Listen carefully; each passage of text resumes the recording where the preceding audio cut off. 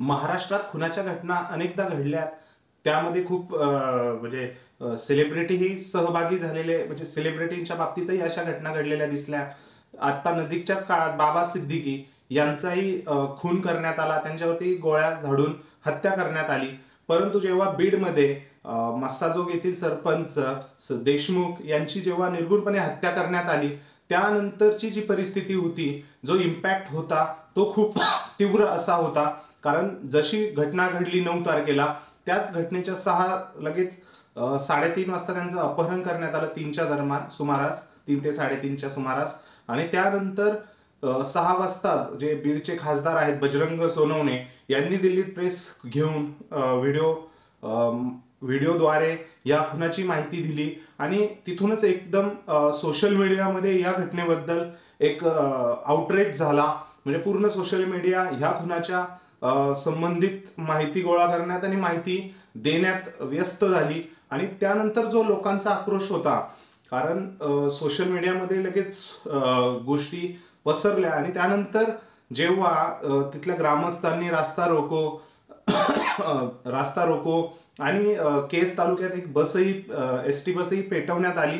So तेथून जो outreach चालू झाला लोकांचा, आणि सोशल मीडियामध्ये या केसबद्दल जे परसेप्शन तयार झालं होतं, आणि तिथल्या लोकांनी ज्यावेळेस आपण बघितलं, अंत्यविधी झाल्यानंतर संदीप क्षीरसागर असू द्या, बजरंग सोनवणे असू द्या, सुरेश धस असू द्या, यांनी प्रतिक्रिया देताना वाल्मिक कराड हे नाव त्यांनी प्रकर्षाने घेतलं. कारण तिथले लोक जे होती मस्साजोग मधली, आणि जी ह्या बीडच्या सरपंचाशी निगडीत होती, आणि या घटनेशी ज्या स्थानिक लोक होती, त्यांनी प्रत्यक्ष आणि अप्रत्यक्षपणे वाल्मिक कराड यांच्यावरच संशयाची सुई ठेवली की वाल्मिक कराड यांच्या मार्फतच हा खून झालेला आहे. आणि तेव्हापासून मीडियामध्ये ही चर्चा खूप झाल्या. आणि शेवटी त्याचाच इम्पॅक्ट म्हणून म्हणजे पोलिसांनीही आणि म्हणजे राज्य शासनानेही कठोर पावलं उचलण्यास सुरुवात केली. ह्या गोष्टींचे लिंक आहेत ह्या पद्धतीने. आणि धनंजय मुंडे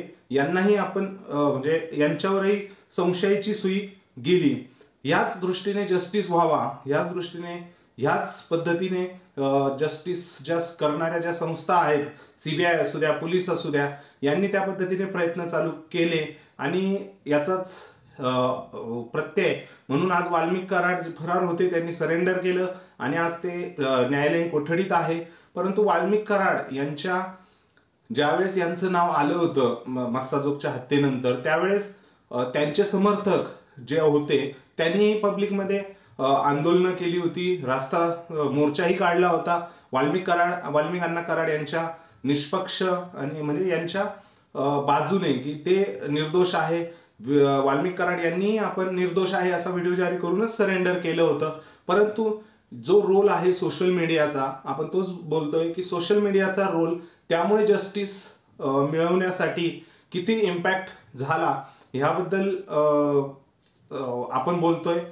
कारण जस्टिस मिळवण्यासाठी सोशल मीडिया असू द्या, तिथले जे लोकल लोक होते त्यांचा जो आउटरीच झाला, त्यामुळे ह्या केसला खरं रूप म्हणजे खरं संघर्ष महाराष्ट्रभरात कळाला.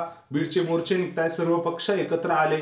सो ह्या वाल्मिक कराड यांच्या ही जी केस आहे त्याचा इम्पॅक्ट हा बीड आणि तसेच महाराष्ट्रात खूपच लांबपर्यंत जाणार आहे, हे आपण नाकारू शकत नाही. आणि असेच जे वाल्मिक कराड किंवा भरपूर राज्यामध्ये असे जे कनेक्शन असलेले, राजकीय कनेक्शन असलेले, कारण धनंजय मुंडे यांच्या प्रचारात वाल्मिक कराड हे अग्रेसर होते, आणि धनंजय मुंडे पळत नसताना वाल्मिक कराड हेच सपोर्ट करतात तिथल्या जनतेचे प्रश्न सॉल्व्ह करण्यासाठी, किंवा त्यामध्ये अग्रेसर असायचे.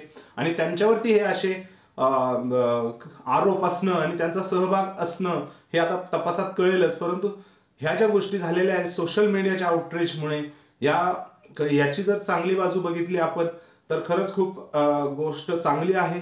तुम्हाला काय वाटतं ह्या वाल्मिक कराड यांच्या बाबतीत जे सोशल मीडियातनं आणि तिथल्या स्थानिक जनतेतनं जे आलं ते आज महाराष्ट्रभरात पोहोचत आहे, आणि जस्टिससाठी, कारण कसं आहे जस्टिस पण हा व्यवस्थित झाला पाहिजे, परसेप्शन नको आहे कोणाचे.